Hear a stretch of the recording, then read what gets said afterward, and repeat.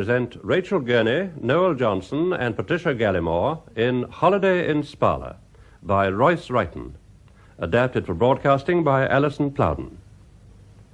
The action of the play takes place in the hall of a small shooting lodge in Poland called Spala, a pleasant retreat for Nicholas II, Tsar of Russia, and his wife and children.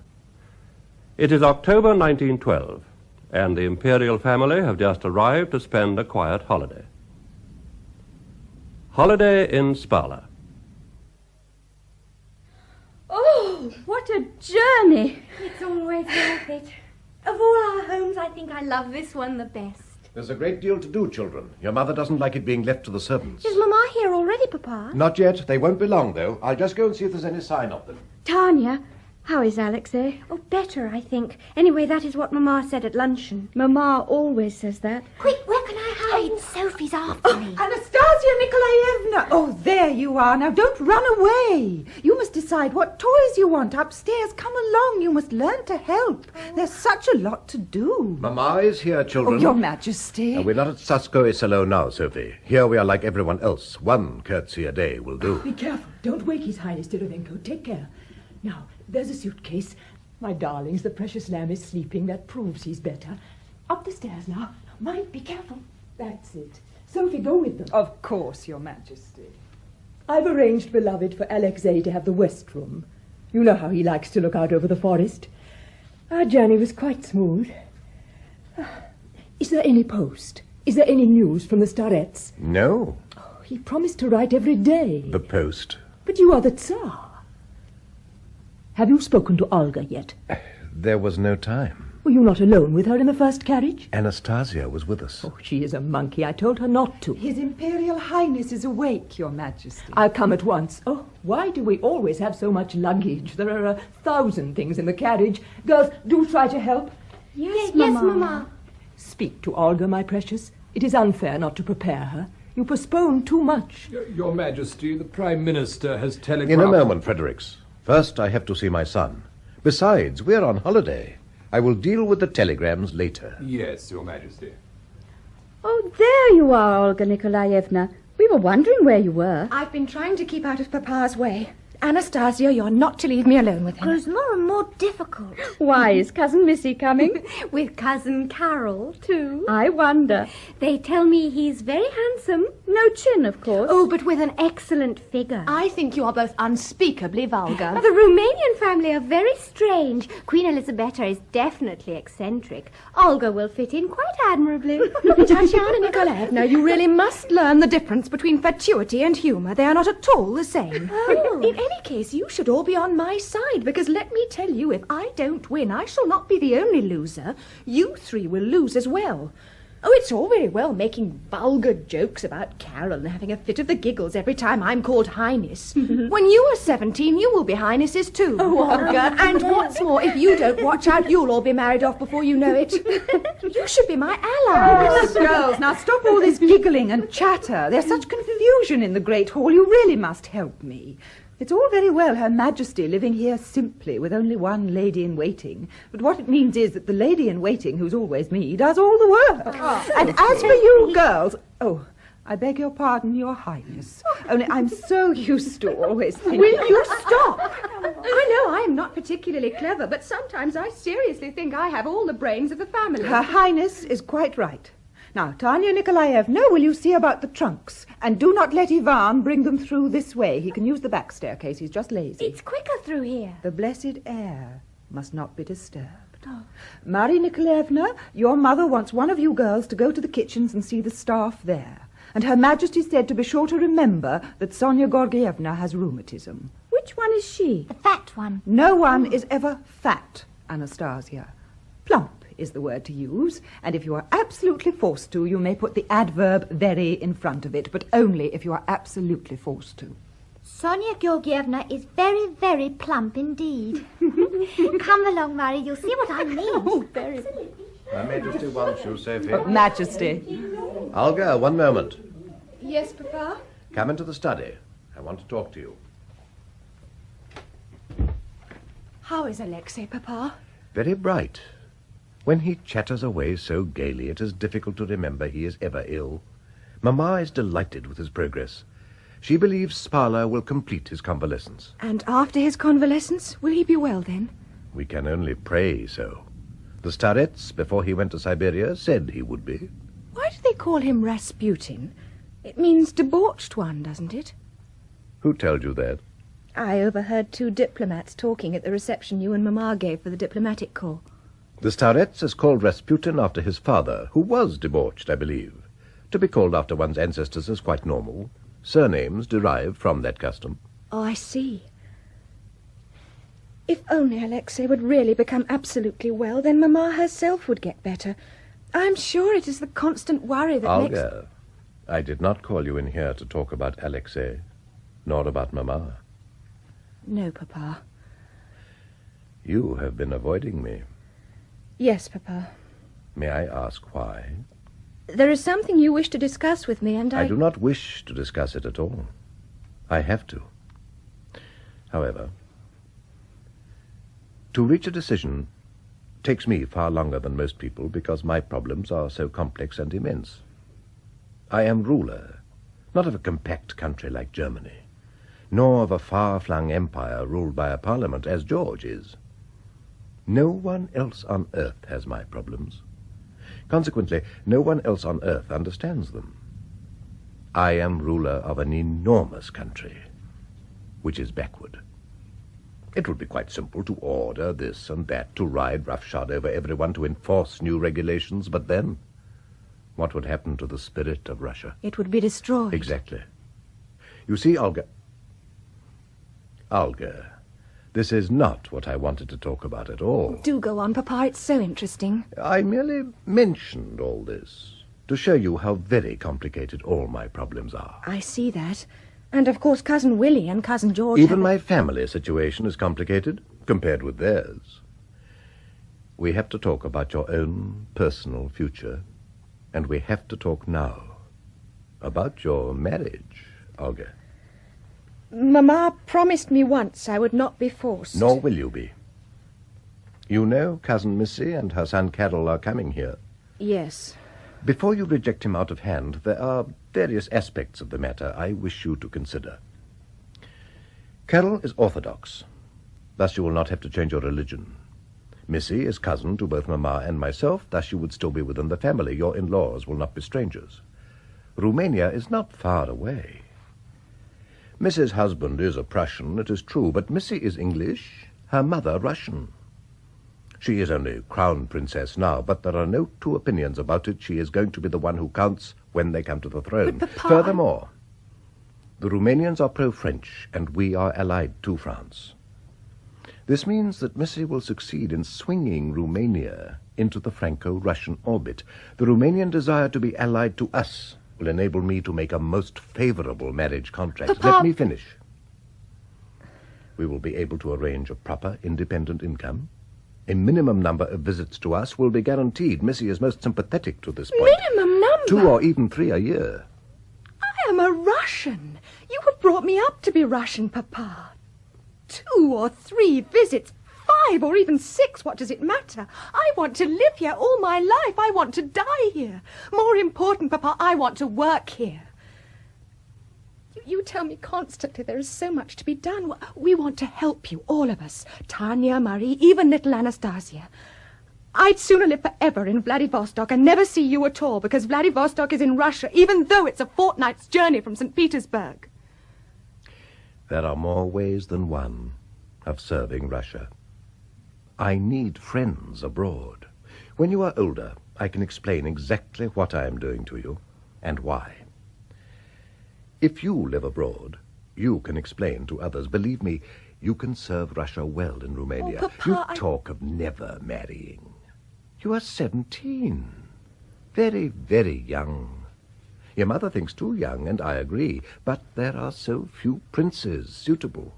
We do not want to lose the one who is, do we? You will one day want children, a husband. It's a law of nature. But you loved Mamma. You fought for years to marry her. Aunt Olga told me. That sister of mine talks too much. You wanted to marry her. No one told you to. Olga, my darling, your mother and I were lucky. We met when she was still a child, and we fell in love at once, long before anyone was thinking in terms of marriage for either of us. Consequently, I knew my heart and mind when certain suitable princesses were suggested to me. Our case is exceptional. But love can come after marriage. You cannot marry a subject not as suitable. A German marriage would not be popular. A Catholic husband would entail too many religious complications. But if I actively dislike Carol... That is a different matter. Then, of course, you must not marry him. The Romanians insist on the visit, and in view of Carol's age, it is a reasonable request. We felt you could not meet him unprepared and without understanding the issues involved. What I want you to do is to keep an open mind. Give yourself a chance to like him. Now run along. Send Fredericks to me. He wants me to sign papers. Yes, Papa.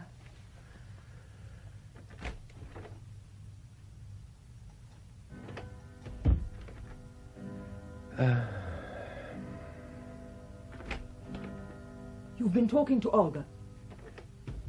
How is your back, little wifey? It hurts, lovey dear. But now Alexei is well, everything is bearable. Sit here, my precious. My ray of sunshine. My Nicky. My Alex. Does my little Sonny love me? Sonny can't live without her big, strong husband always near her. But Sonny is unhappy about her Olga. She can't bear the thought of any of her chickens leaving the nest.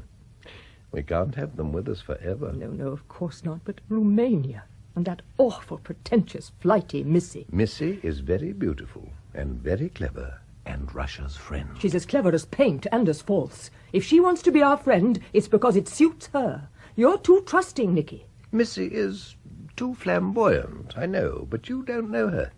I do. She was always here when she was a girl, and I got to know her very well.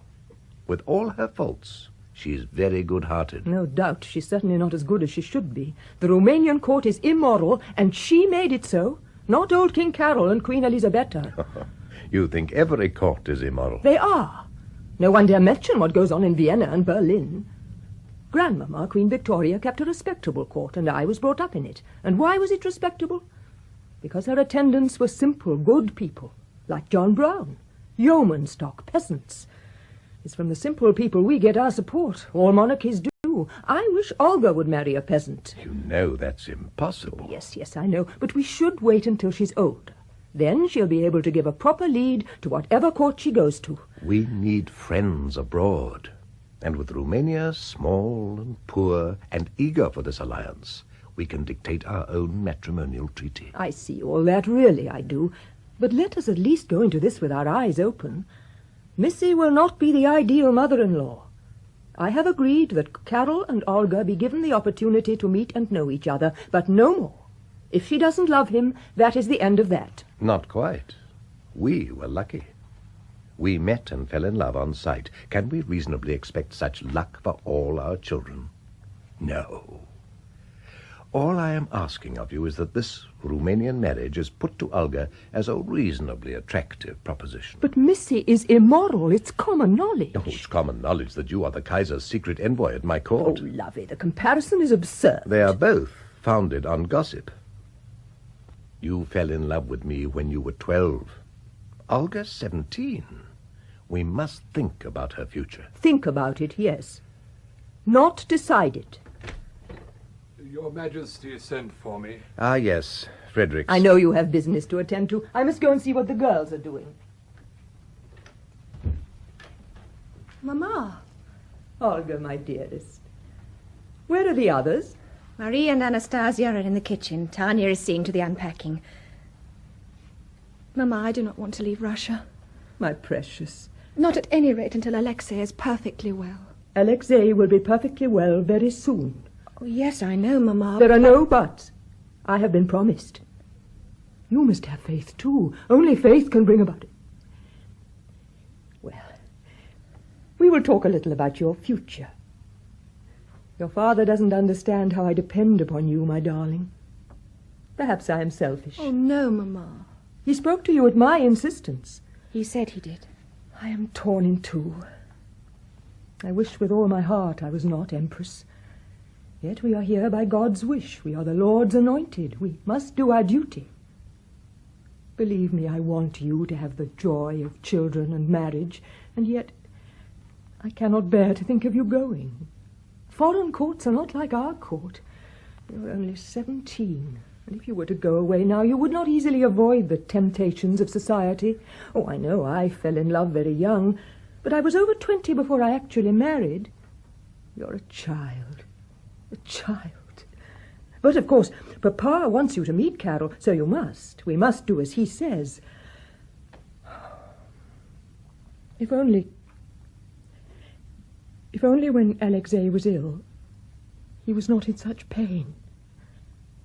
That is what I cannot bear. I feel you understand that. But it will pass. The Holy One, the Starette, says it will pass. Sophie, dear, the rooms are ready. The Crown Princess and Prince Carol are bringing such a big suite with them. It's done to impress us. Uncle Bertie, the King of England, once said, the smaller the prince, the bigger the suite. 2 ladies in waiting and a query each, and... Oh, where are your sisters? Rehearsing.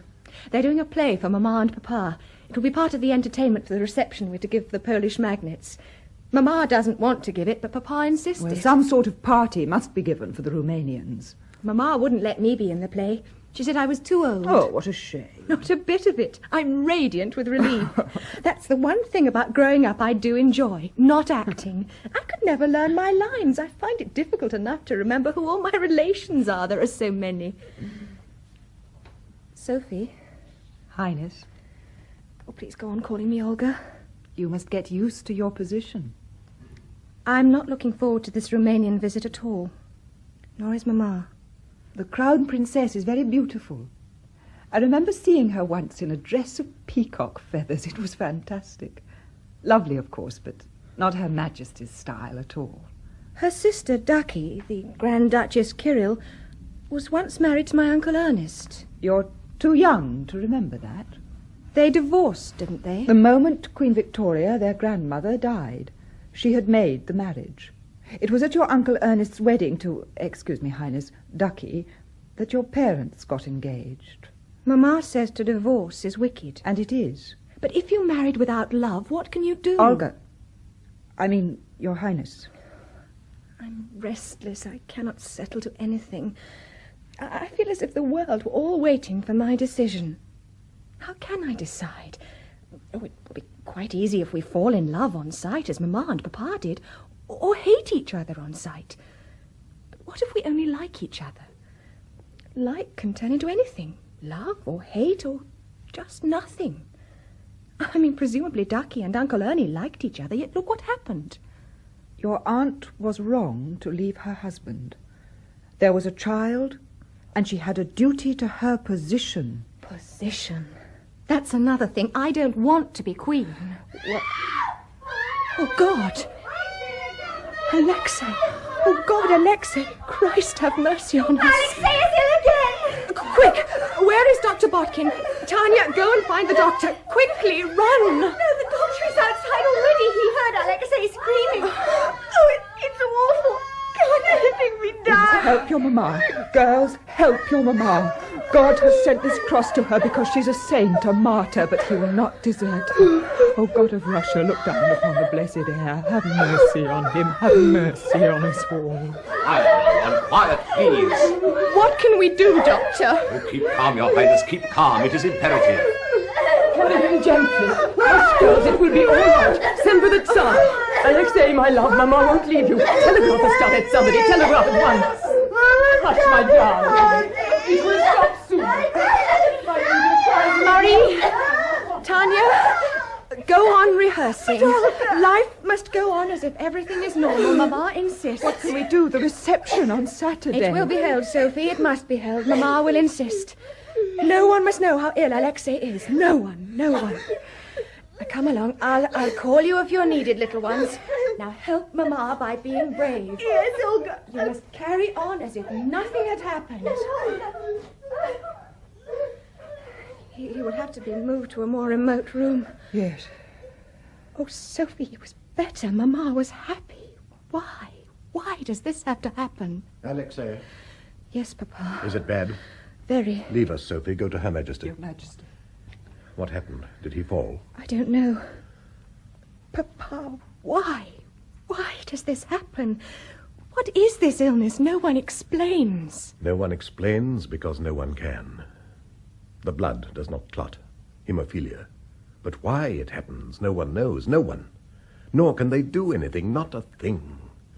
A bruise bleeds internally, everlastingly swelling joints, twisting limbs, causing this pain. You ask me why and how it happens. Don't ask me. Ask God. He was so gay. He was so much better. He begged to go for a drive. We cannot keep him a prisoner, so we went. He was chatting away. I was happy. We went over a bump in the road, and then the bleeding started. Where? The groin. There's a swelling. It's enormous already, like a cricket ball. The pain is terrible. I could do nothing. We went faster to get home quickly, then slowly because the carriage rocked and bumped so, and all the time he screamed. Our Alexei, our only son. My love, my soul, my reason for living. He was calling for me to help him, and I could do nothing. Oh, God in heaven, why can I do nothing? Listen to my prayers. Oh, Christ, come down from the cross and save us. I held him in my arms. I kissed him. I smiled at him. I tried to give him courage. My love. My sonny. My wonderful little wife. Send for the Starets. I know you do not altogether trust him, but you are wrong. Alex, the doctors do not trust him. Send for him. I cannot. There are rumors. Our little boy wants to die. Send for the Starets. Send for the Holy One. Yes, Alex. Yes, I promise. Only the Holy One can save our son for us. I sometimes think we are doomed, and that God cannot love us, or Russia.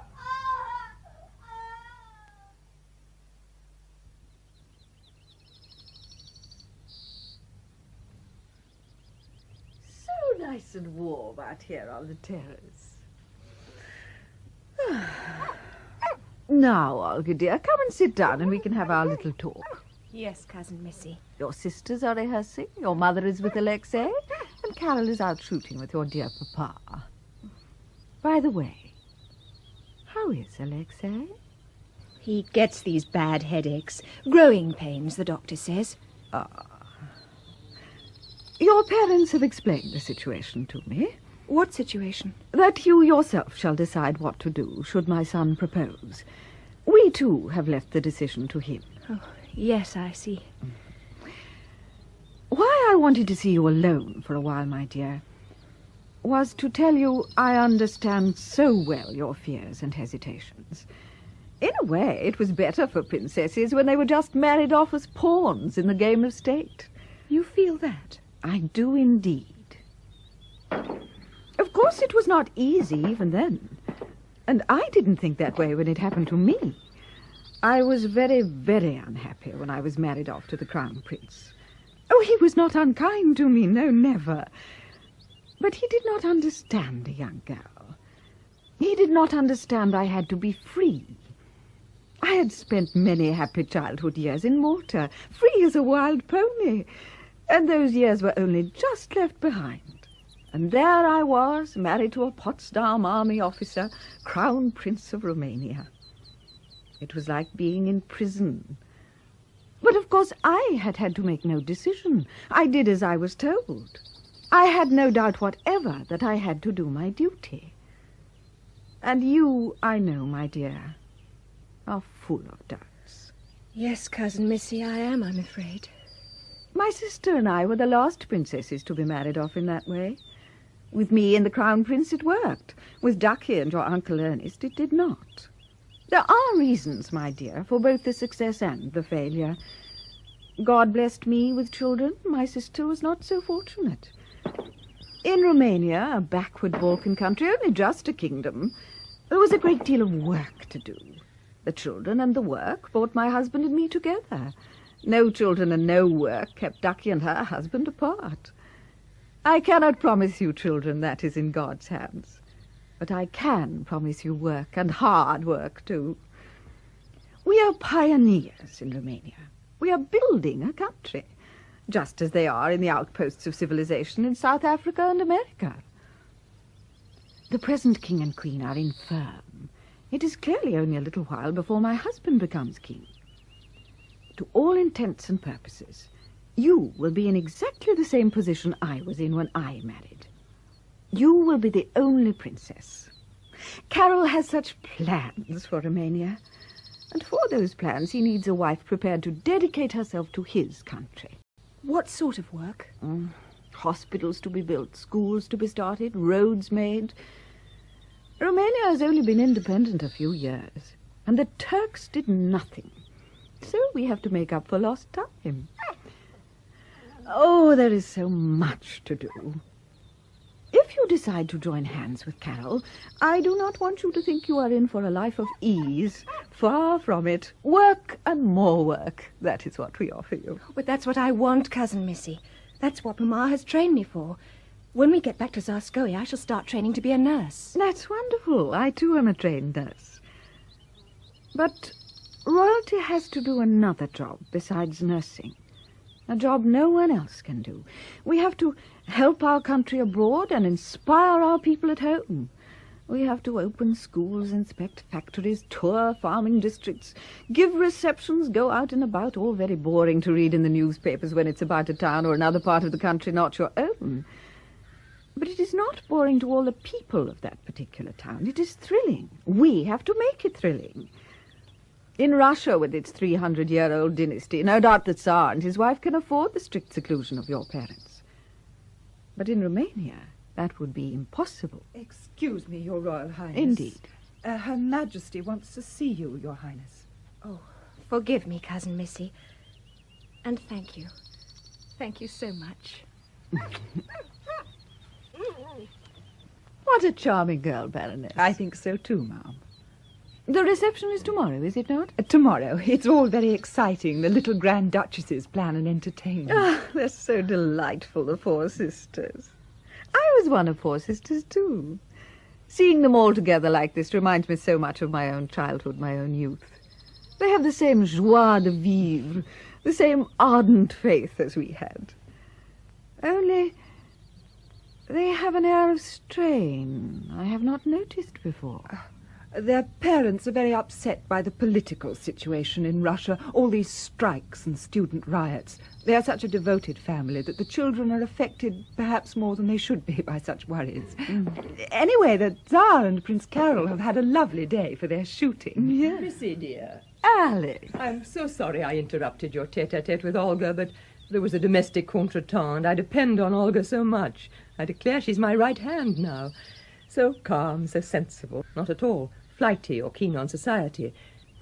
But we have had so little time for a chat, you and I. We must exchange news about our sisters, and I've been longing to consult you about the garden. But first I must just have a word with Sophie. Quickly, Sophie. Get a message to His Majesty. Alexei is worse. The doctors can do nothing. Yes, Highness. I liked Olga so much, Alex. She's a dear girl. So quiet. Tell me, when were you last in dear old England? Last year. Of course, you attended George's coronation.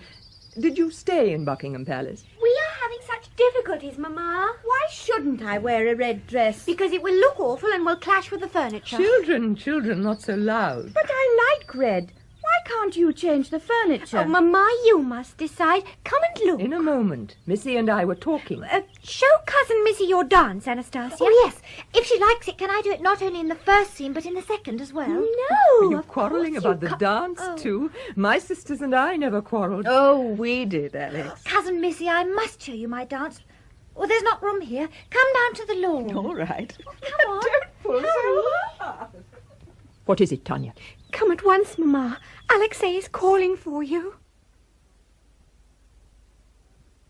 Baroness, Your Majesty. Yes, what is it, Dr. Bodkin? He's calling his mother. I sent you with an urgent message. I couldn't deliver it myself, Doctor. I got their highnesses to tell their mother. Are you out of your mind? The boy is critically With the ill. Romanian here, I can't pop in and out like a jack in a box. She'll suspect something's up. I'm not at all sure she's not suspicious already. But where is the Empress? If she got my message, why didn't I pass her in the corridor? She went the other way. But in God's name, why? It's longer. With the Romanians here, she daren't run up and down the staircase.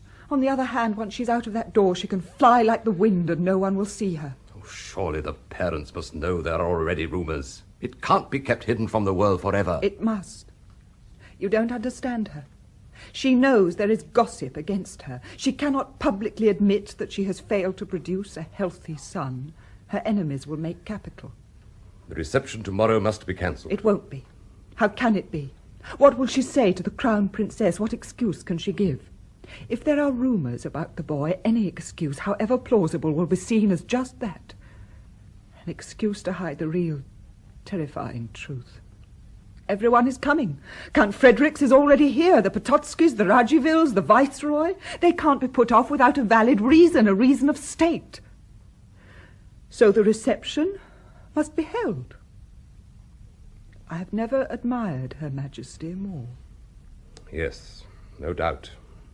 You know, of course, it will destroy her. Never.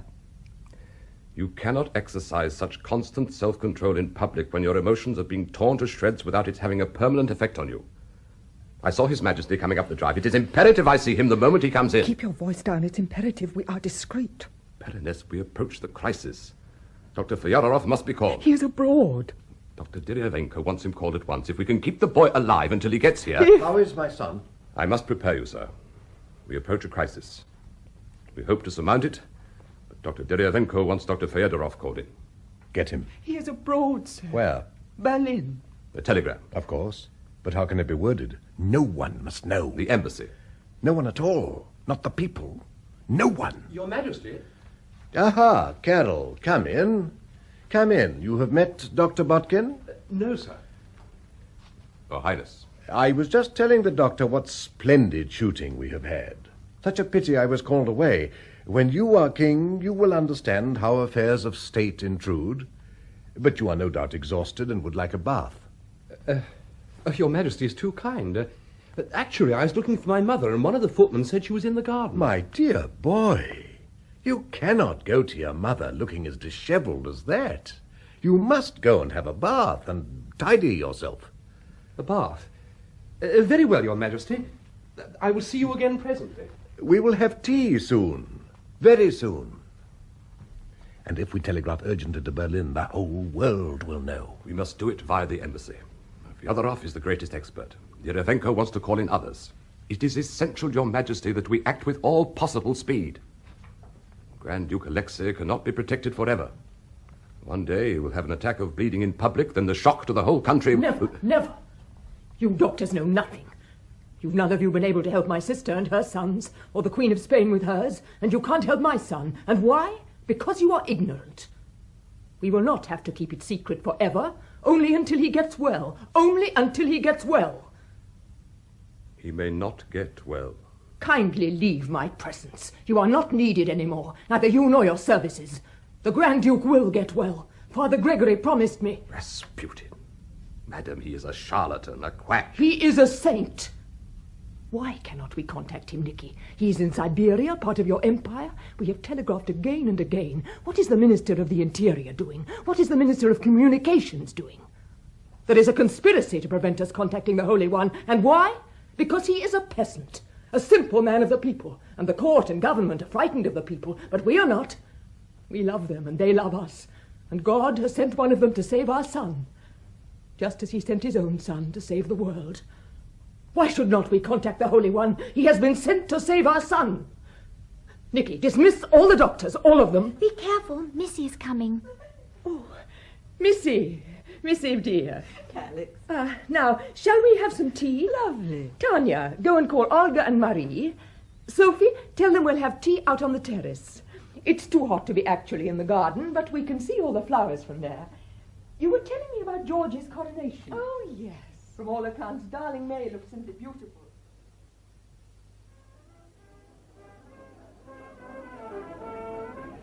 How I hate these receptions. Having to be polite to fools who stare and gossip and carry wicked, malicious tales about us. Yes, Your Majesty. Sophie, as soon as you can, go and bring me the latest report. Yes, ma'am. The Princess Radziwill, Your Majesty. Princess Radziwill, ma'am. Sophie, slip away now. Princess. Votre Majesty. Speak in Russian, please. Your Majesty. We are so enjoying our visit to Poland. We are honored, ma'am, by your presence. The weather has been lovely. Polish autumns are famous for their beauty. Your husband is in good health, I hope? He made a splendid recovery from his operation. I trust His Majesty as well, and the little... Very well indeed. The Tsar enjoys the shooting. Her Royal Highness, the Crown Princess... Don't announce me, my dear Count. There's no need. Alex, dear, you look lovely. So do you, Missy. I find these receptions fatiguing. Oh, but I enjoy them. People are so nice. The secret of a happy life is to enjoy everything. Do you know, I really think Carol and Olga are becoming fond of each other. They dance together so beautifully. Oh, there's Betka. Betka? Oh, do excuse me, Alex, but I must have a word with Betka. Well, Your Majesty, it's bad. I can escape for a moment. Stand by the door and ward people off whilst I go upstairs. Alex, my dearest, you must talk to Prince Yusupov. The news is bad. Oh, Sonny. Why have we not heard from the Holy One? We have telegraphed again and again. Perhaps he is in a retreat. You must listen to me. The government does not want us to contact him, neither do the doctors. We are surrounded by enemies. I cannot talk to Prince Yusupov. His son hates the Starets. And we all know from police reports that young Prince Yusupov is a degenerate. Prince Yusupov is my governor of Moscow, a most important and influential man, and you cannot snub him. I must go to Alexei. You talk to him. I cannot. Carol very reasonably wants to understand his position, and I must have a word with him now. He's waiting for me. Prince Yusupov. Prince. Your Majesty. We are so enjoying our visit to Poland. The weather has been lovely. Unusually so, I believe. My father hopes that when you next visit the Crimea, you will do us the honor of dining with us. Your wife is in good health, I trust. Excellent health, ma'am. We seldom go out to dinner, Prince. We do not find society congenial. We are disturbed about rumors against our great friend, the Starets, Father Gregory, which we hear are made up in salons of Russia's most distinguished and influential families. I name nobody, Prince, you understand. But should you be unfortunate enough to overhear such a rumor, you have my authority to contradict it.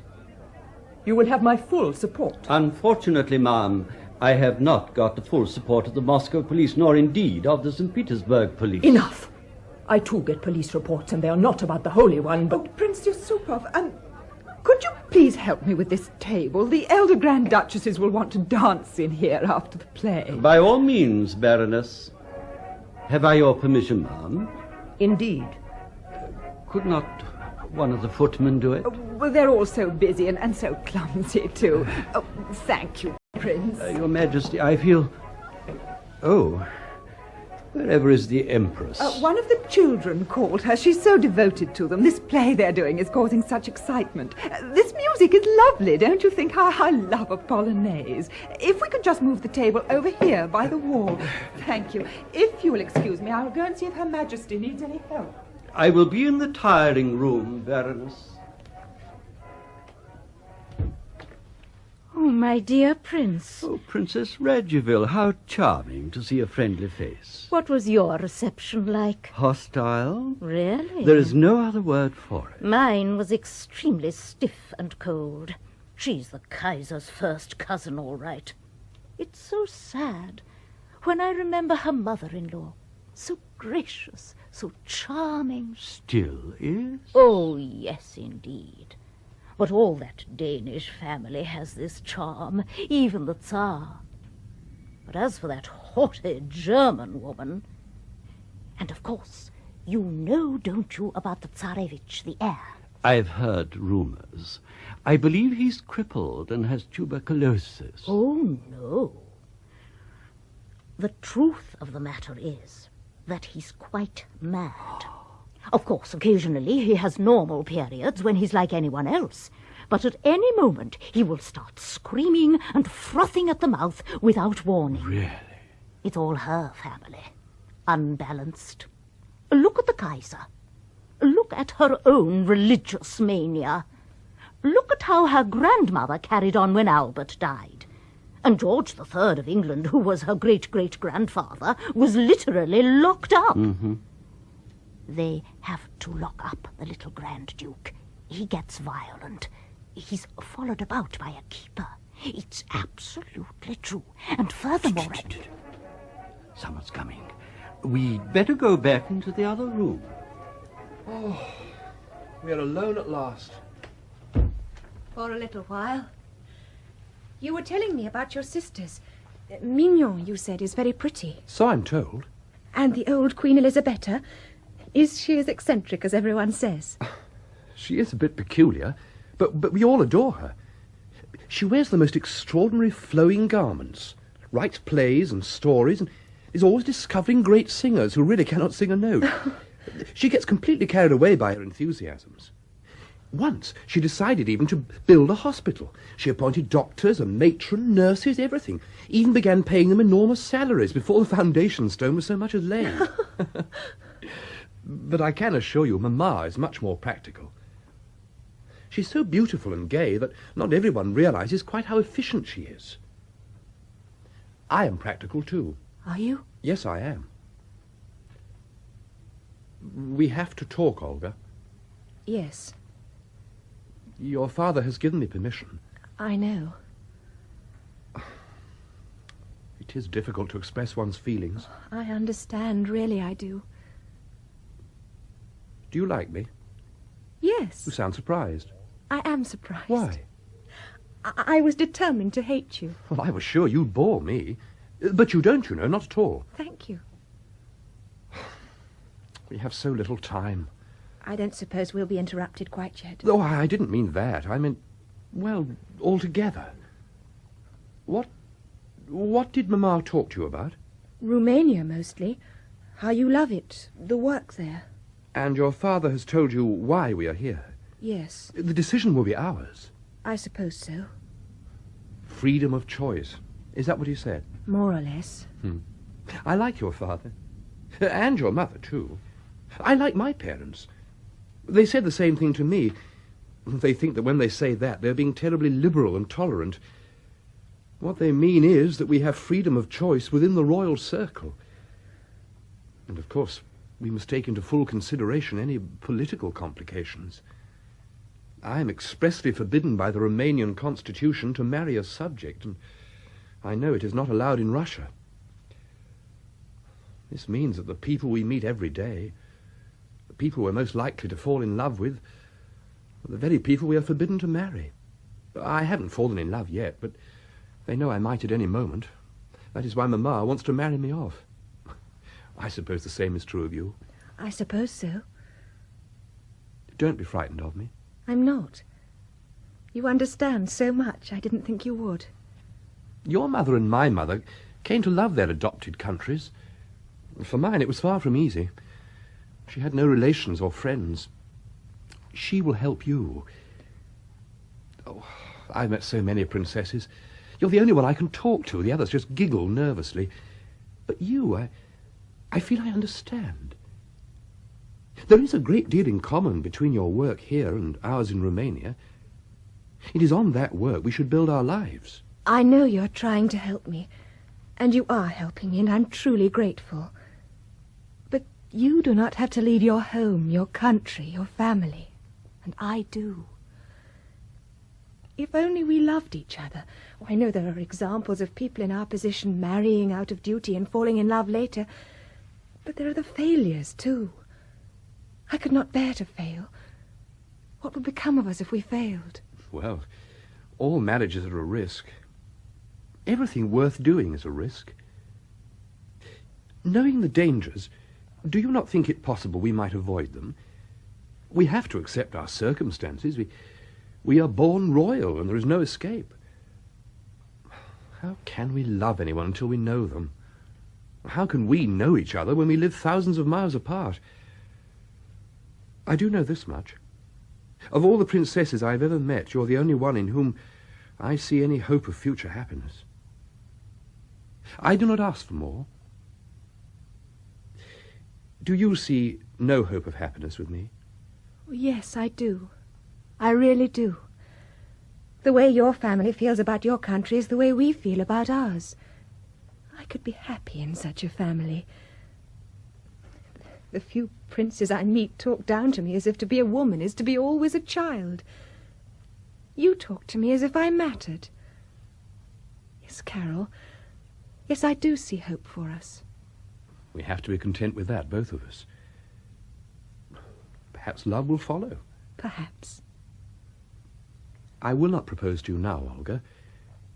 Let us get used to the idea of liking each other and of you leaving Russia. Let us have an understanding for a few months. Meet occasionally. Then, if we have not changed, let us get engaged. An understanding. Yes. My parents will agree, but will yours? Oh, they will when yours do. Perhaps you could visit us in Romania. Let's go out on the terrace for a while. It's such a beautiful night. What is it, Lovey? They say he is dying. No, it's not possible. We must be with him. It's out of the question. We have to do the grand circle. I cannot do it. We must. If we disappear now, everyone will guess why. They are all looking at us. It is too much to ask of me. Smile. For God's sake, smile. And then there is the play. He wants me. He wants us both. He's our son. He's our heir. He's Russia's future Tsar. Your Majesty. In a moment. He'll understand when he's older. But if he should die... The Holy One promised us, remember? Yes. Yes. We are in God's hands. Yes, Fredericks. Everything's ready for the grand circle, Majesty.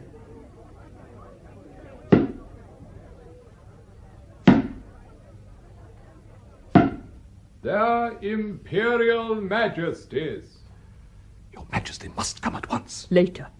We have to do the grand circle first. We will be with you in an hour. Your son may well be dead by then.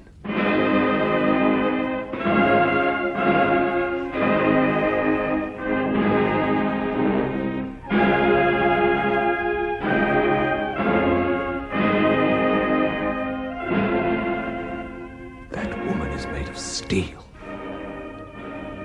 She is being crucified. But as no one realizes it, it's all in vain.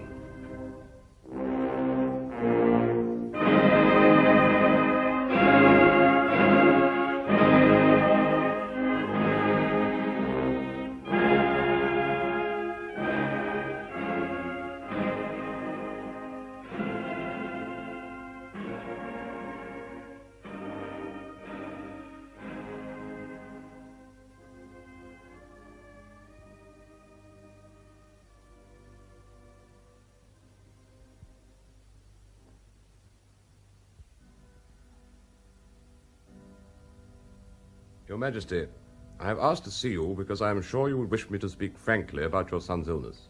Please do, Dr. Botkin. We have been able to do very little for the Grand Duke, and the attack has lasted over a week now. We cannot dispel the swellings, nor can we stop the bleeding. In your opinion, Doctor, there is no hope? Please answer me plainly. It is absolutely amazing that he is still alive. This ordeal cannot go on forever. Should your son actually survive this attack, then you must understand another as severe can assail him at any moment. It is my duty to tell you, sir, it is my view and the view of all the other doctors, the Grand Duke Alexei will never be healthy and will never reach manhood. Thank you. I understand. Have you told the Tsarina this? No, sir, not yet. Please don't. Her Majesty has endured enough, been brave enough without having to know it is all in vain. Her Majesty hopes for miracles. With the greatest respect for your wish to protect the Tsarina, would it not be better to prepare her? No, it would not be better. I cannot be with Alexei. You understand me? It is not physically possible for me to stay in the same room as my only son when he is in such dreadful pain. I cannot stand there just looking at him, powerless to help him. His mother is wonderful. Somehow she finds the strength to sustain him. She holds his hands. She smiles at him. She is keeping him alive by willpower and the strength of her love. How can we tell her that even if he survives this crisis, it is still all in vain? The least we can do is to encourage her to believe in miracles. Nicky, my dear, we came as soon as we got your telegram. Mother dear. Sandro, I didn't expect to see you so soon. How is he? I fear there is no hope. Oh, don't say that. Papa, Alexei calls for you. I'm coming. Olga, my dearest. Grandmamma, dear Grandmamma, there is no time. I must go back to Mamma. Doctor, you mean literally no hope? My grandson is dying. Your grandson is blessed, or perhaps in this instance I should say cursed, with a remarkably sound constitution. But with the fact of this haemophilia, he would not only be a perfectly healthy little boy, he would be an amazingly strong one. He would probably be like his grandfather, your late husband, ma'am, a giant in strength, who I am told literally lifted single-handed a railway carriage off the ground when it had crashed. That is quite true. Consequently, when the little Grand Duke has these bleeding attacks, his body fights furiously for his life. The pain is very great, the strain enormous. What must be clearly understood is this. Should he actually survive this attack, it will not be a cause for joy. He will merely be postponing the inevitable. You are speaking very bluntly, sir. I find it necessary. I think it is important that the boy's grandmother and uncle understand what is happening. The Emperor and Empress are like all parents of a sick child. They cling to false hopes and illusions. In my view, that makes it all the more imperative for the one fundamental fact of the situation to be faced, and that is, whatever temporary improvement may be achieved, the little Grand Duke's death before manhood is virtually certain. Have you said all this to my son? I have. And the Emperor still insists on secrecy? He does. That explains the vague bulletins issued. Exactly.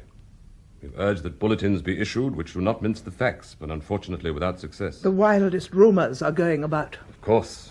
The boy's death, whenever it occurs, will have to be explained. All the doctors are distraught with worry about the situation. I am quite desperate. Of course there are rumors. Every specialist in Russia is here and is now upstairs. Dr. Fedorov was got from Berlin. We telegraphed London and Paris for advice.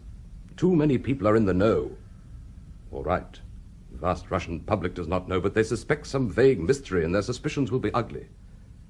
In any case, everyone else knows. The imperial family, the nobility, the intelligentsia. The imperial family does not know. Only the Grand Duke and I know anything. The imperial family itself does not know? Is that possible? Oh, yes. My daughter-in-law has a great talent for keeping people at a distance, including her own relations. There are months, indeed years by now, when we don't see her.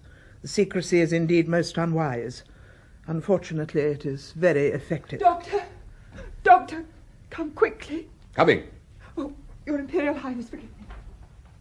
Sandro, court doctors are not usually so forthright.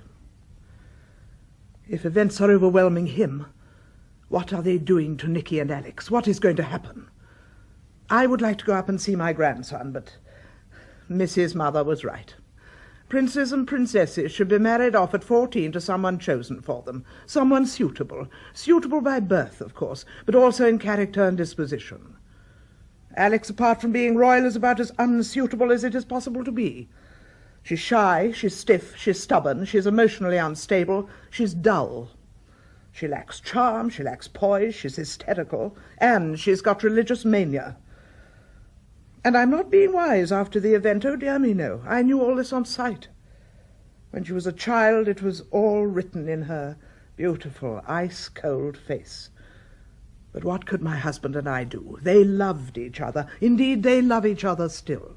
Did you not tell Nicky she was a carrier of haemophilia? This we didn't know until 1900, when it was already too late. Then the pattern of this illness was made clear to me. Women carry it, men get it. Since one of Queen Victoria's sons had it, it meant that any of her daughters could carry it, and two, in fact, did. I ought to be upstairs giving Alex my support and love.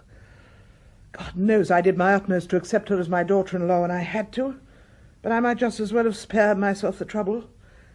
She hates me for two reasons. I am popular, she is not. I've had healthy sons. She has not. She cannot forgive me my success. I would like to say you are exaggerating, but I do not think you are. It's impossible to exaggerate the situation. The bare truth is so amazing it needs no embroidery whatsoever. Sometimes I don't think she's quite sane. She actually accused me of running an immoral court, to which I replied that we had never received in our day a mad starets from Siberia, whose name not only meant but was a byword for debauchery. I haven't seen her since, nor have we communicated with each other. I'm not surprised. I assure you, if it was only a question of Alexei, since I cannot possibly do any good, I would not have come here. But something is afoot.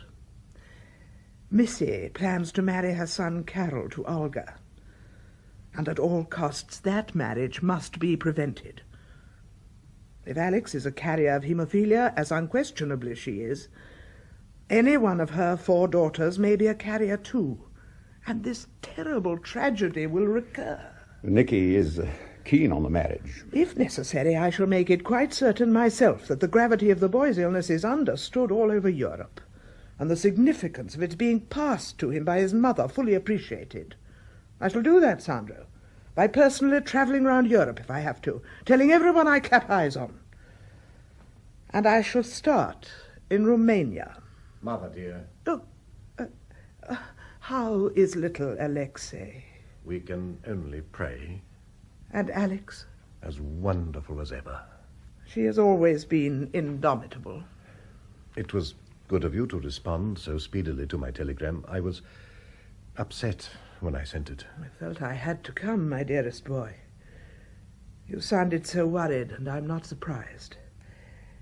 I had no idea until I spoke to Dr. Botkin quite how grave the situation was. There are rumors all over Europe, and with the political situation as it is, I felt I had to come home. Yes, of course, Sandro. But there are always rumors. People like to gossip. It was good of you to tear yourself away from your preoccupations abroad. And believe me, Nicky, I came to help. Alex will be down soon. She sends her fondest love. Sophie will see to your rooms. Count Fredericks will see to your staffs. Perhaps you would like a rest after your journey. Nicky, dearest, there are things we have to discuss. Of course, Mother dear. I am anxious to hear all the news. After you have rested, we can have a good talk. I'm not in the least tired. Forgive me, dearest Mamma, but I am tired. Very tired. I cannot describe adequately how dreadful it has been, and indeed still is. I have to discuss family matters with you. I do agree that there are certain pressing problems, but surely they can wait until later. This is not the right moment for a talk. But, Nicky, it is never the right moment for a talk. There has not been a moment for us to talk since Alexei was first ill, and that was 8 years ago. Mamma, I cannot and will not talk about the implications of Alexei's illness now. But you must. The wildest rumors are spreading all over Russia. You seem to have no idea what is going on. I had made up my mind to come here long before I had your telegram. I know all your arguments and understand how concerned you are. I assure you I am just as concerned. I have spent all my life supporting the monarchical system. It's why Europe is normally so stable. The Kaiser is, I know, impossible, but that means that the rest of us should be more careful. A monarchy depends not only on the monarch himself, but on his family, and above all, his heir. There must be an heir capable of ruling, and if he is a minor, a regent prepared. With Willie rampaging round Europe, with Franz Joseph so very old, Russia must keep an even keel. I realize, Nicky, how much you dislike facing unpleasant facts. But you must understand that if you died tomorrow, the country would be without a Tsar at all. We are all in God's hands. That's no answer, Nicky. Alexei is my heir. He is too young. Even if he was glowing with health, which God knows he isn't, he is still too young. There is Misha. Your brother Michael is involved with a divorced woman. And in any case, you know and I know he is too weak and feeble. I know he is my son, but Unlike you and Alex, I face facts. You face them too late, Mamma. If Misha is unsatisfactory as prospective regent, and I agree he is, I feel bound to ask you, whose fault is it? Fault? Yes, Mother dear, fault. Who brought up our father's children? There is only one answer possible, Mamma. You did. If you had realized these traits in Misha's character a little earlier instead of spoiling it... Are you criticizing me, Nicky? No, Mamma. I am putting the problem of the succession in its true perspective. I may not have discussed it with you, but that does not mean that it has not been in my mind. Misha is totally unfit to reign or be regent, almost as unfit as I was when I first came to the throne. The utmost care was lavished on your education. I spoke French, German, and English. I danced well and shot well. I had toured the world, and that is all. Forgive my saying so, Mamma, but that is not adequate training for running a small business, let alone a vast empire. Are you reproaching me? I lived for my children. I still do. I have not travelled for 2 days to be attacked by my own son. If your father was still alive, you would never have dared. I hope that if he were still alive, it would not have been necessary. We must think of the future. The future is based on the past. For the first 10 years of my reign, I did prevaricate and hesitate, listen to everyone. I did not follow a consistent policy. Yes, I made mistakes. I was 25 years old. A boy. I was learning my job. I suggest to you that I have learned something. You have both been abroad for so long and so often that perhaps you don't realize what's been happening. Who found Count Stolypin? I did. He was governor of a mere province, but he made such a success of it that I made him Minister of the Interior and then Prime Minister. Who kept him in power? I did again. He was bitterly criticized by both the reactionaries and the revolutionaries because he was so successful. Well, what did he do? He began creating a middle class. He created small farms. He began breaking up the big estates. He financed small businesses. Stolypin was murdered because the revolutionaries feared he would save Russia from them. Nor is this all. I am reforming the army, rebuilding the navy, starting on your advice, Sandro, an air force. If you've noticed none of this, the London Times has. About a year ago, their correspondent wrote, "Give the Russian government 10 years and..." But you will not have 10 years, Nicky. Oh, I will gladly admit all you've done and confess I was not aware of it all. But you admit that final success depends on 10 peaceful years. Am I right? Yes. Your foreign policy is a death trap. We will be involved in a war. Why? I don't want a war. You don't. The Kaiser does. Oh, I know him. He's a gas bag. It's all talk. People take him seriously. We are allied to France, and France wants revenge. She wants Alsace-Lorraine back. We are allied to Serbia. Serbia stands in Austria's way. Austria is allied to Germany. It is an explosive situation. If there is a war, there is no knowing how it will end. Moreover, we cannot afford any war, however justified or honorable it may be. I tell you, I travel about Europe, I hear things, and we are in a death trap. We must get out of all foreign commitments. It's impossible. Our name will be mud if we back down. Better be smeared with mud than be ruined. We'd be ruined if we withdrew from the French treaty. The loans we get from France are vital. Borrow from England, but withdraw. We are in the worst situation we have ever faced, and no one seems to realize it. If you were to die tomorrow, Nicky, there is not one person, Grand Duke, Minister, General, who could step forward with undisputed authority. Not one.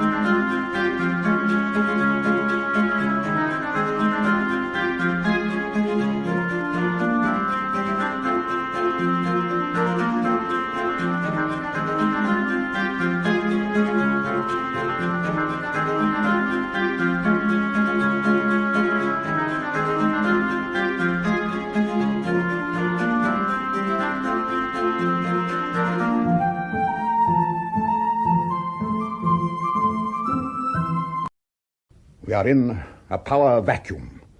Who would reign? Who would rule?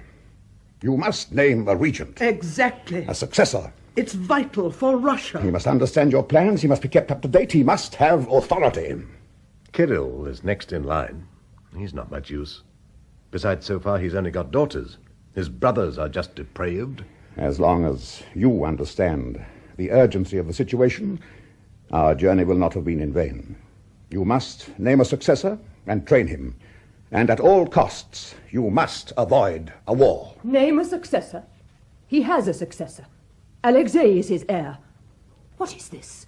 A palace conspiracy? The future must be discussed, Alex. But why now? You may well ask. It should have been discussed 8 years ago when Alexei was first ill. We have the dynasty to think of. We have Russia to think of. Alexei is ill. He is not dying. Do you hear me? Nor will he die. And what is this about a war? What war? Did I hear someone actually suggest withdrawing from the French treaty? Our alliance with France is vital. France loves us. If Germany should attack us, she will fight on 2 fronts. Germany won't attack us. She'll attack France. And then we will be dragged in. Germany won't attack France. Why should she? But this is not the point. This is just a smokescreen. You want to deprive Alexei of his birthright. Nothing of the sort. This is not a personal issue. We must have a healthy heir. Alexei will recover. How? When? Who has ever recovered from hemophilia? God will save us. God has chosen us. God has chosen Alexei. That is why God sent me a son. His illness is a cross which we must bear. But if we have enough faith, he will recover, and then he will be strong and save Russia. You cannot tamper with the succession without tampering with the principle of monarchy itself. Alex, facts have got to be faced. Why will you not understand? Alexei has been ill for 8 years. The doctors regard his case as hopeless. Oh, I am truly sorry for you, Keep your pity. The doctors are all idiots. When the Starets is here, Alexei is well. Nicky, why is there no news from the Starets? You must get rid of the Minister of Communications. Furthermore, in the political situation as it is now... There's no political situation in Russia. Only a few intellectuals talking nonsense. The peasants love us. Be that as it may. I travel abroad, more or less as a private person. You do not. Oh, yes, I know all about your travels. It's a wonder you dare come here. I know all about your mistresses. The whole of St. Petersburg society is depraved, and the Grand Dukes lead the way. Oh, lovey. We have been sent by God to save Russia. Stolypin was struck down because he did not trust the Holy One. Nicky trusts the Holy One, and he is the Lord's anointed. God would warn him if the Holy One wasn't pure. How dare you criticize the friend of the Lord's anointed? The Holy One, the debauched one, you mean? Lies, lies, all lies. He's a simple, honest peasant, a holy man sent by God. We must not be blind to the facts. Facts, Nicky? What facts? Felix Yusupov's malicious lies, the wicked rumors of an evil society, those are not facts. Do you doubt our son's glorious destiny? No, Alex, but... There are no buts. We must have faith. These trials and difficulties are sent to test us, to prepare us for a great and glorious future. Have we endured years of agony for nothing? Is all my life, all your work to be meaningless? Your Majesty, a telegram from Siberia. From the Holy One, give it to me.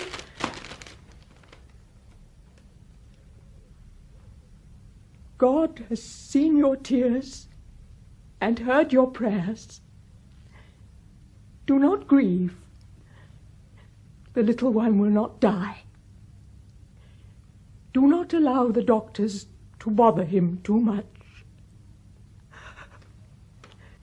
Alexei will live. The Holy One has promised. The Lord be praised. Christ is risen.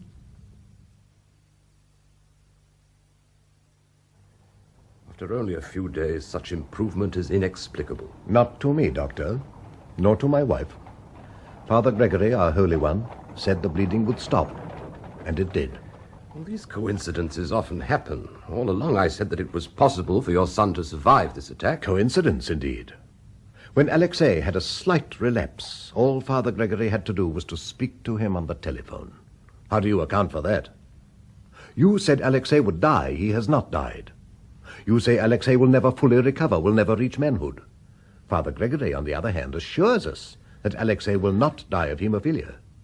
Which are we to believe? Sir, faith healers will have the odd inexplicable success. Hitherto you have called Father Gregory a quack, a charlatan. Now I observe he is a faith healer. When will you have faith in him yourself? As a scientist, I believe that there is a rational explanation for everything. In the first place, Father Gregory succeeded where I and all the other doctors failed, namely in calming the Empress. Throughout, Your Majesty, I urge that the emotional climate of the entire household be kept down. But you must understand that Father Gregory has not cured the boy. If he has done anything at all, he has merely stopped the bleeding this time. Father Gregory will cure the boy. Of that we have no doubt. My wife always had faith in him, now I have too. You have my permission to withdraw. Your Majesty? I must say it is a joy to see Alexei. You are converted like I, Mamma. Not quite. I admit Father Gregory's remarkable intervention. There is no disputing the facts, nor is there any disputing the unusual speed of the boy's recovery. But his saintliness is difficult to believe in view of his immoral, not to say criminal life. Evil gossip. No, Nicky, not gossip. Authentic stories given improperly sworn testimony to the police. Alex is so good and pure herself. It is a pity that she will not understand the harm she is doing her own reputation by her devotion to this man. The women who accuse Father Gregory are all hysterical. I think that is most unlikely. But if you really believe that, an inquiry would only establish Father Gregory's innocence. Yet I am assured by the St. Petersburg authorities that you will not allow anyone even to question him. Of course not. Alex would never forgive me if I did. You know how easily upset she gets. Nevertheless, I implore you, Nicky, that before you place full confidence in anyone at all, you owe it to your position to have whoever it is fully investigated. The throne must not only be above reproach, it must be seen to be above reproach. How can I question the integrity of the man who has saved my son? Suppose someone could have miraculously cured George's consumption and saved his life, or Papa's. Unfortunately, the analogy is not exact. I have always seen the duties of an empress in an entirely different light from Alex's conception of the role. Alex, by withdrawing from the world, has allowed rumours and speculation to grow up around her. When Georgie and Papa were ill and died, I was not the object of unkindness. In any case, I cannot see myself allowing anyone with such an unsavoury reputation to come near my children. And if they had, then I would tell the world why I allowed it. Have you spoken to Olga? Not yet, Mamma. I see. May I ask, do you intend to speak to her? Of course, Mamma. When? I'll find a suitable moment. When precisely will that be? I cannot tell exactly. I'm very busy. I have no idea when we will ever have another talk, Nicky. I am naturally anxious not to annoy you continually by raising unpleasant matters, but certain problems do not resolve themselves by just ignoring them. The question of Olga's marriage, indeed the question of all your daughter's matrimonial future, must be discussed, and discussed now. Well? We will discuss it later on, Mother dear. Now, if you will excuse me. Nicky, my dear boy, Missy believes the matter very nearly settled. I saw her in St. Petersburg before she came here. If we have any integrity, any honour at all, we cannot allow it, and it is much better to stop it now before Olga's emotions are involved. We know that Alex unquestionably transmitted haemophilia to Alexei. Therefore, Olga may transmit it to her children. She may not. The possibility must be faced. It will mean she will never marry. You are condemning your own granddaughters. I am saving them their mother's anguish. We cannot spread this dire, terrible disease all over Europe, into every dynasty. Fortunately, there are plenty of minor princes who would be only too glad to secure the Tsar's daughter as a bride. You can say what you like to Olga. However, I think you should know I plan to meet Missy in the south of France in 2 months' time. She must be in full possession of the facts by then. In full possession of what facts, Mother dear? The facts about the hereditary disease transmitted by the female members of your family to their sons. Thank you so much for putting the position so tactfully. 8 years of using endless tact has exhausted my supply completely. You may set your mind quite at rest. The marriage will not take place. I am much relieved. Nor will any other marriage be arranged for her. How wise. If only your grandmother and father had shown so much wisdom in your case. None of my daughters will be allowed to marry. They will not even be married off, as your elder daughter was, to a notorious lecher. Nor, as in the case of your younger daughter, to a spineless, impotent fop. You see, Mother dear, I too can call a spade a spade. Everything is ready for departure. Not quite, Sandro. My son, the Tsarevich, will not be carried out the back way. He will come through here. The Holy One says that, providing he leads on my arm, he can walk through the reception hall to the carriage. Is that wise, my angel? Perfectly. I told you. You must have faith, Nicky. I spoke to Rasputin on the telephone and asked him if it would be all right. You see, lovey dear, it will kill any rumor of Alexei's alleged illness. Fortunately, Princess Radziwill is presenting me with flowers on behalf of all Russian Poles, and I thought this would be a good opportunity to present her to her future Tsar. Alexei Nikolaevich must get used to his position as heir to the throne, and must start his training in public affairs as soon as possible. After all, Mother dear, we none of us live forever. We must be prepared for any eventuality. If Alexei should come to the throne, say, when he's 25 or 6, I plan for him to be fully prepared. Alexei will sit in the carriage facing us, dear, with no one beside him, and I thought to make certain as many people as possible can see that Tsarevich, we would go the long way round to the station. But the police will not be prepared. I have already seen to that and given the necessary orders. Not that we need the route lined with soldiers here in the country as we do in that rotten St. Petersburg. The peasants understand us and love us. They don't believe the lies spread about us by our enemies.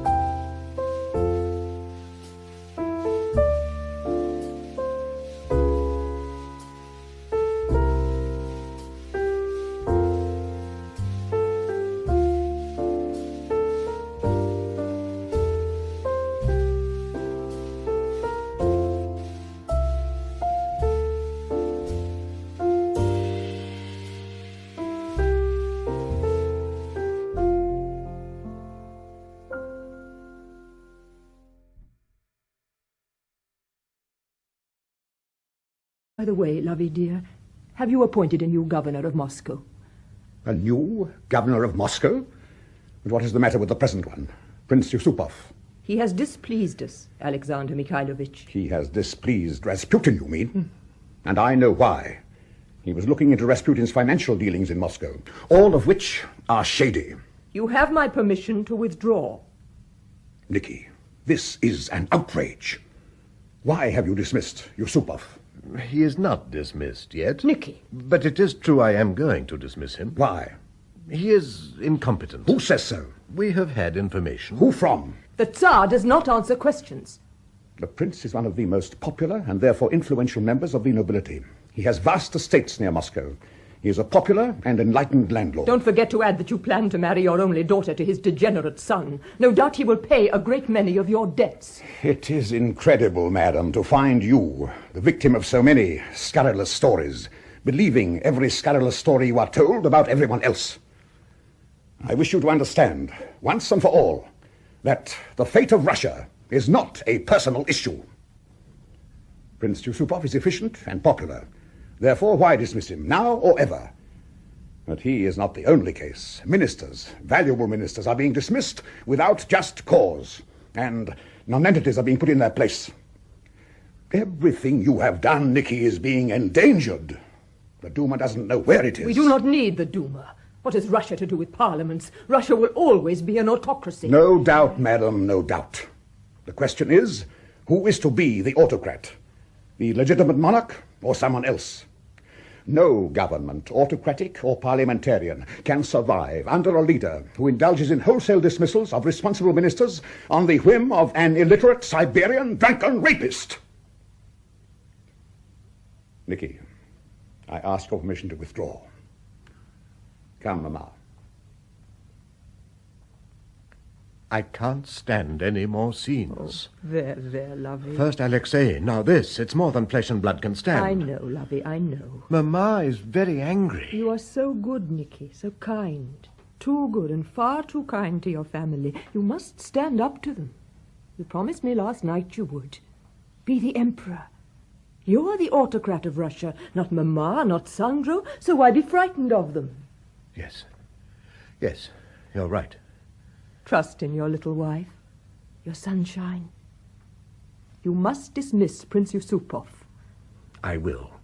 I hope you have at least stopped the monstrous investigation into Rasputin's finances. I did that at once, I promise you. When I spoke to the Holy One on the telephone, he explained exactly why he didn't like the investigation. It showed lack of faith in him. And if we don't have absolute faith in him, then he can't help us. And he can't help Alexei. I understand. Our friend is unhappy, too, about the Minister of the Interior. Perhaps he should go. I'll write to him. I find it easier to dismiss people by letter. Yes. Oh, Alex, my sweet little wife. I am so tired. Sonny understands. I think I should see Olga now, dearest. Send her down to me. Shouldn't I do it? After all, You're too tired. Send her in to me and then arrange for Alexei to come down this way. Yes, dear.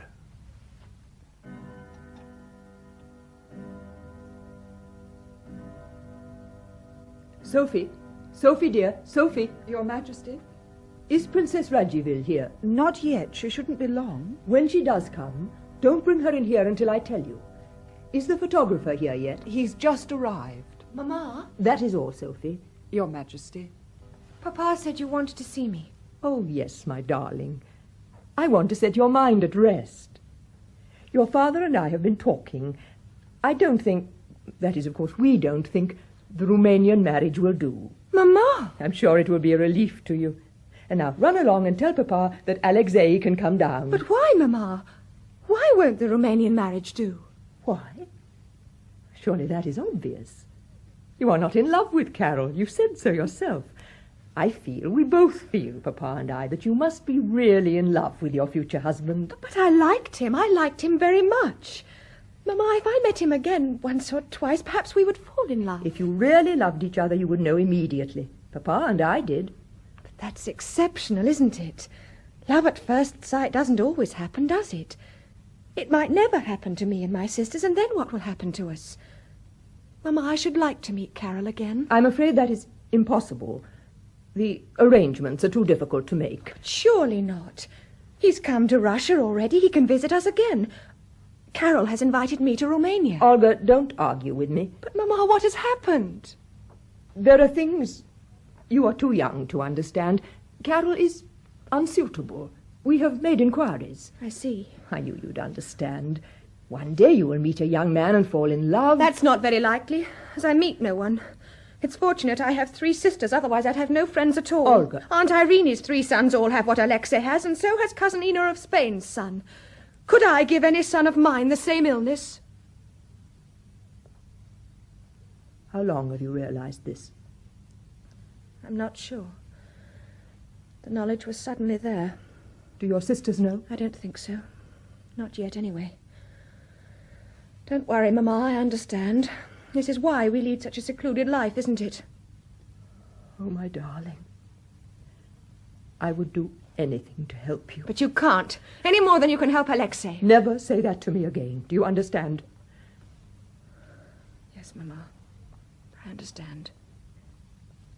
Your father and I have decided that the entire family will be photographed before we leave. That'll be nice, won't it? Princess Radziwill is here. I'm not quite ready for her yet. Sophie, ask the Dowager Empress and the Grand Duke Alexander to join us. Then, when they are here, the moment they are here, understand, announce the princess. Your Majesty. Alexei has come out. To see him off again. Here is Papa and Alexei. My darling, my lamb. Mama. Put him on that chair. Princess Radziwill is coming. Now, you remember all I told you? Yes. You will be introduced to her, and she will talk to you. If she should ask you how you are, you must say that you are perfectly well and have been all the time here. I know it's not quite true, darling, but the people want to hear you are well. It's a white lie, a politeness. Etiquette. That's it. Then you will take my arm, and we will go into the garden to be photographed. It is very important that the public has a photograph of you standing up. You sent for us, madam? My dear Alexei. Grandmama. Is it wise to have him down here, Alex? It's not only wise, it's essential. Princess Radziwill, ma'am. Your Majesty. Princess, you have been so kind to me in Poland that I wanted you to meet all my family. Now, my dear mother-in-law, you know. Princess. Your Majesty. My dear brother-in-law, the Grand Duke Alexander. Princess. Your Imperial Highness. My daughters you have met often, but not my son and heir. Princess, I felt we could not leave Poland without you meeting your future Tsar, Alexei Nikolaevich. Princess? I hope your Highness has enjoyed your holiday in Spala. Well, very much. The weather has been lovely.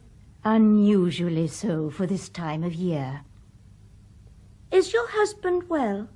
My husband enjoys excellent health. And your Highness, are you quite well? Perfectly. I've been well all the time I've been here. I'm so glad. The Polish people will be much relieved. This bouquet of flowers, Your Majesty, is a humble offering from the ladies of the Polish nobility. How kind. Tell them we so enjoyed our holiday in Spala. The carriages are here, ma'am. And the photographer. Ah, yes. Come, Alexei. You must remember your manners, darling. Yes, Mama. Take my arm. That's right. Come, everybody. Mother dear, Sandro, girls. Yes, Mama. We will be photographed in the garden. A family group. Come along, my darling.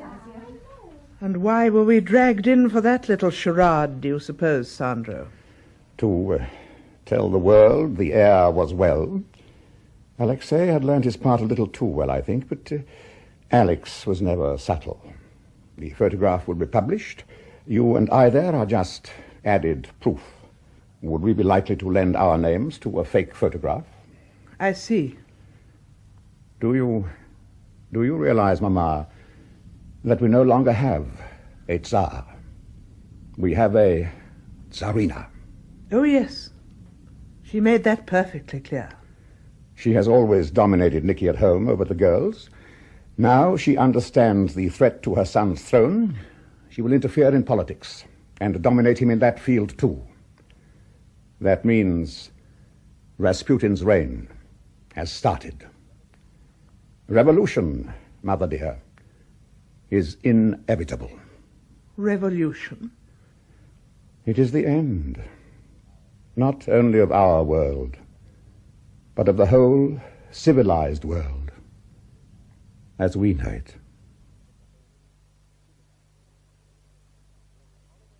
In Holiday in Spala by Royce Ryton, adapted for broadcasting by Alison Plowden, the part of Tsarina Alexandra Fyodorovna was played by Rachel Gurney. Tsar Nicholas II of Russia by Noel Johnson, Grand Duchess Olga Nikolaevna, Patricia Gallimore, Grand Duchess Tatiana Nikolaevna, Elizabeth Proud, Grand Duchess Marie Nikolaevna, Rita Staines, Grand Duchess Anastasia Nikolaevna, Deborah Dallas, Grand Duke Alexei Nikolaevich, Joe Manning Wilson, Dowager Empress Marie of Russia, Margot Boyd, Grand Duke Alexander Mikhailovich, Hector Ross, Crown Princess Marie of Romania, Maddie Head, Baroness Sophie Buxhürden, Sonia Fraser, Prince Nicholas Yusupov, James Thomason, Prince Carol of Romania, John Rye, Princess Radziwill, Hilda Kreisman,